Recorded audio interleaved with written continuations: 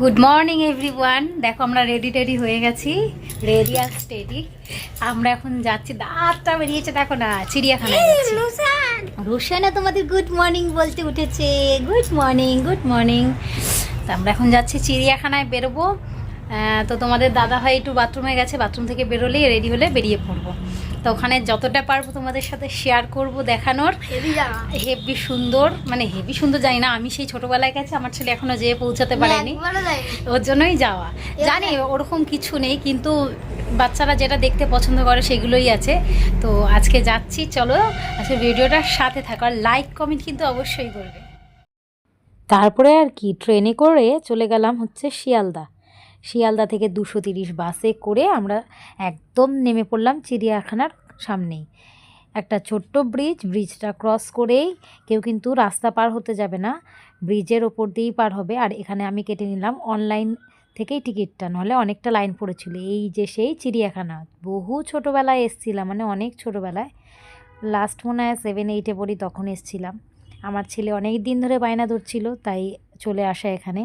তো ফার্স্টেই রুট ম্যাপটার একটা ছবি নিয়ে নিলাম, কারণ কোথায় কোনটা আছে সেটা না জানলে না খালি ঘুরপাক খেতে হবে। তো এখন বেজে গেছে প্রায় 10:30।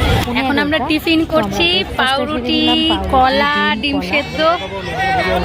পরে আছে লাঞ্চে পরোটা।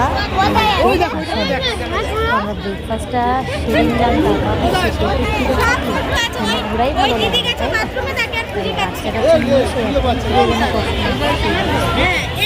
তারপরে আমরা বেরিয়ে পড়লাম চিড়িয়াখানায় সব জন্তুদের দেখার জন্য।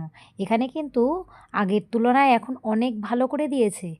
ওই দেখো বাঘ মামা বসে আছে তার স্টেজের উপরে, স্টেজই বলা চলে একটা, কি সুন্দর বসে আছে, গা মোড়ামুড়ি দিচ্ছে, নড়াচড়া করছে। মানে ওরা মানুষদের দেখতেও পছন্দ করে না, তাই পেছনটা দিয়ে বসে আছে।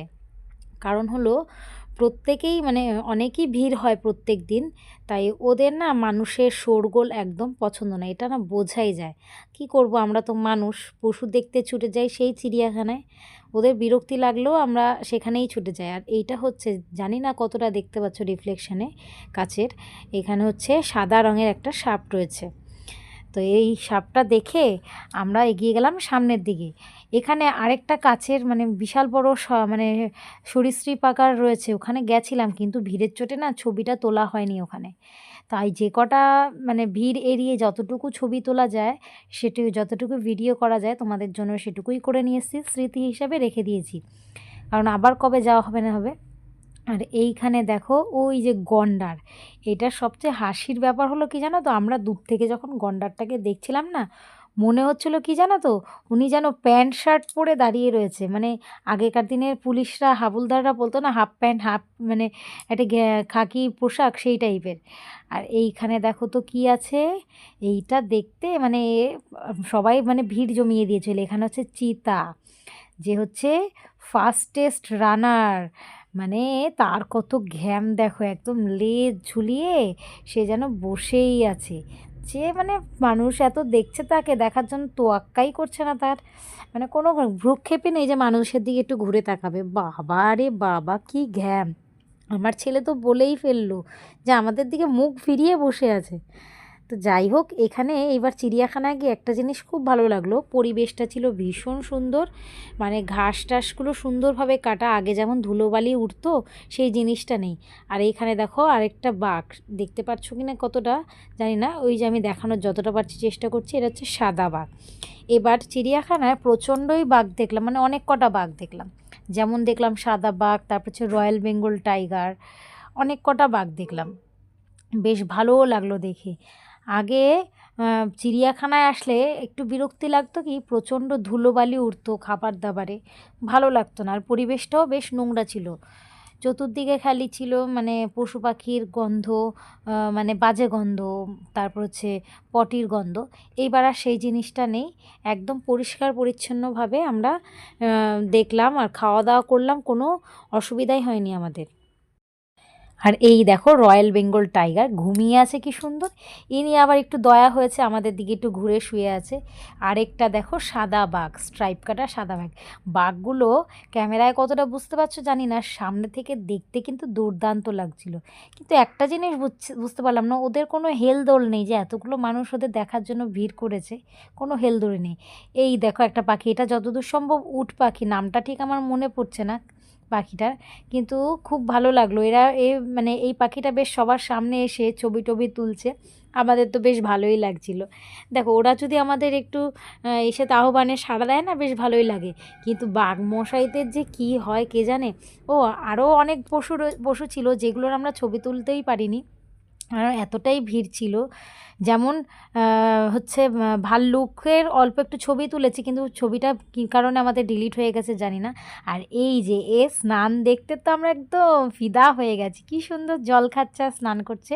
ভাল্লুকের স্নানটাও খুব সুন্দর ছিল, কিন্তু আনফর্চুনেটলি ভিডিওটা হয়তো ডিলিট হয়ে গেছে। আর হচ্ছে শিম্পাঞ্জি দেখেছি, কিন্তু শিম্পাঞ্জি উনি এক ঝলক আমাদের একটু মুখ দেখিয়ে আবার কোথায় যে লুকিয়ে পড়লো। আর দেখেছিলাম আর হচ্ছে জেব্রার ভিডিওটাও আমাদের মানে মানে কী কারণে ডিলিট হয়ে গেছে বলতে পারছি না।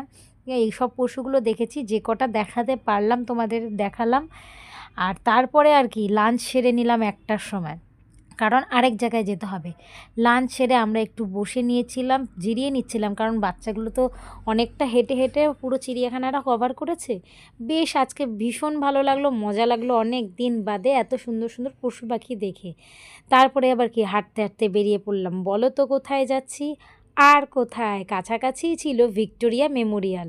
কাছাকাছি না বন্ধু, ভালোই হাঁটতে হয়েছে। হেঁটে হেঁটে আমরা আলিপুর চিড়িয়াখানা থেকে ভিক্টোরিয়া মেমোরিয়ালে পৌঁছে গেছিলাম।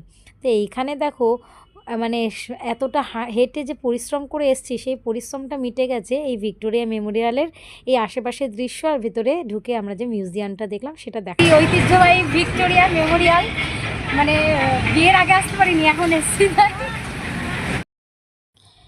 এখানে নিয়েছিল 50 টাকা করে টিকিট। 50 টাকা টিকিট হলো গার্ডেন আর হচ্ছে মিউজিয়ামের জন্য। আর যারা শুধু মিউজিয়াম দেখবে তারা হচ্ছে গার্ডেন দেখবে, তাদের হচ্ছে গার্ডেনে বসবে, দেখবে না, শুধু বসবে ঘুরে বেড়াবে, তাদের জন্য 30 টাকা। তো আমরা 50 টাকা দিয়েই পার হেড টিকিট কেটেছিলাম। আর হ্যাঁ, চিড়িয়াখানাতেও 50 টাকা করে পার হেড টিকিট, এটা বলতে ভুলে গেছিলাম, তাই ভিডিওর মাঝখানেই বলে দিলাম। তো আমরা যেহেতু অনেকটা হেঁটে এসেছি, প্রথমেই মিউজিয়ামটা দেখতে ঢুকিনি। প্রথমে একটু চাদর পেতে একটু মানে বিছানা না, চাদর পেতে একটু রেস্ট নিয়েছিলাম, কারণ পা না আর দিচ্ছিল না। আর মিউজিয়ামটাও তো দেখতে হবে, ভিক্টোরিয়াটাও তো পুরো ঘুরে দেখতে হবে, তাই একটু বসে জিরিয়ে নিলাম। বাচ্চাগুলো সেই ফাঁকে গাছে যে কী মজা করছে, ওই পেছনেই দেখতে পাচ্ছ যে গাছটা, ওখানে দেখবে অনেক কটা ওরা ছবি তুলেছে। ওখানে অনেক কটা ছবি তুলেছে দোল খেতে খেতে, আমরাও কিছু ছবি ক্লিক করে নিলাম। আর ভিক্টোরিয়া মানে তো একটা ঐতিহ্যবাহী জিনিস, যেখানে আসলে এত তাড়াহুড়ো করে কিছুই করা যায় না, তাই বললাম একটু রেস্ট নিয়ে নিই, বসে পা দুটো জিরিয়ে নিয়ে তারপরে সুন্দরভাবে ঘোরা যাবে। আর সত্যি বলতে কি, এই জায়গাটা খুব সুন্দর ছিল, যেমন শান্ত স্নিগ্ধ, মানে একদম গ্যাঞ্জাম নেই। এত লোক রয়েছে, কিন্তু তোমরা গেলে বুঝতে পারবে একটা যেন আলাদাই শান্তি লাগছিল। দূর থেকে ভিক্টোরিয়াটাতে দেখতে কিন্তু খুব সুন্দর লাগছিল, মানে ক্যামেরায় যতটা না ভালো লাগছে, সামনে যত যাচ্ছি তত যেন একদম মন ভরে যাচ্ছে। আর কি বলতো, এখানকার এই পাথরগুলো কিন্তু বহু পুরনো, কিন্তু এত সুন্দর ওরা মেনটেন করেছে বলার মতন না। আর আমার ছেলে তো এই পাথরগুলো মানে কয়েকটা কুড়িয়ে বাড়ি নিয়ে চলে এসছে, বলছে যে ও স্মৃতি হিসাবে রেখে দেবে। তো আমরা রীতিমতন ভিক্টোরিয়াটা ভালো করেই ঘুরলাম। আর মিউজিয়ামের ভেতরটা যতটা পারা গেছে ততটাই আমরা ক্যাপচার করেছি, কারণ কি বলো তো, নিজেরা একটু খুঁটে দেখছিলাম ভালো করে, তাই তোমাদের জন্য সামান্য কিছুভাবে তুলেছি। আর এখানে অনেকেই দেখলাম ছবি টবি তুলছে, আর দেখলাম বেশ বিদেশি লোকরাও এসছে। এছাড়া চেন্নাই থেকে অনেকেই এসছে ঘুরতে। তো যাই হোক, কলকাতার একদম এটা কি বলবো, ঐতিহ্যবাহী একটা জায়গা। তো আজকে দেখার সুযোগ পেলাম। আমি এত বছরের মধ্যে এই ফার্স্ট এলাম ভিক্টোরিয়াতে, কারণ চিড়িয়াখানায় গেছি 2-3 বার, কিন্তু ভিক্টোরিয়ায় আমার ভেতরে ঢোকার কোনো সময় সুযোগ হয়নি। তো এই দুটোর মধ্যে দেখো ঝগড়া লেগে গেছে। তাই কেউ কারোর সাথে ছবি তুলবে না। তো দুজনেই বলছে আমাকে ছবি তুলে দাও, আমাকে ছবি তুলে দাও। তাই ওদের একটু ছবি টবি আমি তুলে নিলাম, আর নিজেরাও কিছু ছবি তুলেছি। তারপরে চলে গেলাম ভিক্টোরিয়ার মানে ভেতরে মিউজিয়ামের মধ্যে। তো মিউজিয়ামে ঢোকার মানে আগে বাইরেটা কি সুন্দর লাগছে, তোমরা দেখেছো তো? আর এরা না খুব সুন্দর মেনটেনেন্স করেছে, যে ঘাসগুলো দেখছো তো কত সুন্দর ডিজাইন করে কাটা। আমার তো বেশ এগুলো দেখতে ভালোই লাগে। আর ফুল, খুব সুন্দর ফুলের বাগিচা এখানে। আর এতটা জায়গা বড়, কি বলবো, যারা গেছো তারা অবশ্যই জানো। আর এখানে কি বলো তো, জলের বোতলটা ভেতরে অ্যালাউড নয়। আর ব্যাগেজ কাউন্টার রয়েছে, ওখানে ব্যাগেজটা রেখে তারপরে প্রবেশ করতে হয়। এটা আমরা জানতাম না, তাই আমাদের জলের বোতলটা বাইরেই রেখে আসতে হয়েছে, মানে মিউজিয়ামে ঢোকার ঠিক আগের মুহূর্তেই রাখতে হয়েছে। আর এখানে দেখো ছবি তোলা আর এদের শেষ হচ্ছে না, কি আর বলবো। তো পৌঁছে গেলাম আমরা ভিক্টোরিয়ার ভেতরে মিউজিয়ামে। বাইরেটা মানে বাইরেটা যতটা সুন্দর, ভেতরটা যেন তার থেকেও বেশি সুন্দর। তার সাথে মিশে আছে পুরোনো দিনের এই ঐতিহ্যবাহী সমস্ত অস্ত্র, তলোয়ার। আর তাছাড়া রয়েছে বিভিন্ন রকমের গান, বড় যে বন্দুকগুলো। আর রয়েছে হচ্ছে রানী যে মানে কুইনের যে ইউজ করা জিনিসগুলো, কিন্তু সেই মানে সেই জায়গাটা আজকে বন্ধ আছে, জানি না এখন হয়তো বন্ধ করে দিয়েছে, এটা শুনেছিলাম ছিল। তো সেইটা দেখা হয়নি। আর পুরো দোতলা, নিচতলা, দোতলা মানে দু জায়গাতেই ঘুরে আমরা তারপরে কি ব্যাক করলাম মিউজিয়াম ঘুরে। তারপরে ময়দান থেকে মেট্রো করে দমদম, দমদম থেকে সোজা ট্রেনে বাড়ি ফিরলাম। তো আজকে ভিডিওটা কেমন লাগলো অবশ্যই কমেন্টে জানিও।